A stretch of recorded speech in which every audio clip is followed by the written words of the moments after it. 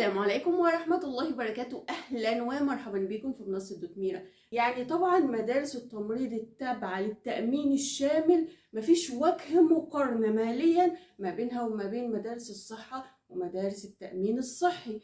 ده فرق شاسع. فهكتب ايه طبعا لو أحسن في الأفضلية مدارس التمريض التابعة للتأمين الشامل. فما اكتبش اي حاجه بقى وافرح بالمدارس او بالمعاهد، اي حاجه لا، اشوفها تابعه لايه. افضل اماكن ماليا طبعا التامين الشامل. مدارس ومعاهد التمريض البعيد عني، يعني مثلا انا في محافظه البحيره وعايز اكتب في محافظه تانية بعيده، اسال برضو هل المحافظه التانية دي فيها سكن ولا لا. طب عادي يا دكتور انا لا مضحي.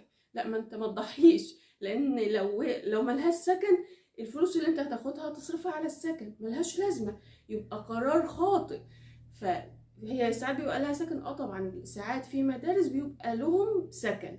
فتتاكد هل المكان البعيد اللي انا اخترته ده ليه سكن ولا لا. ليه بقول كده؟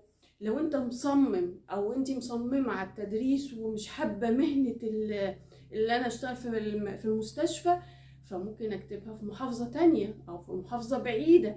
فلما اقرر اكتبها في محافظة بعيدة، اولا لازم اسأل هل في سكن ولا لا.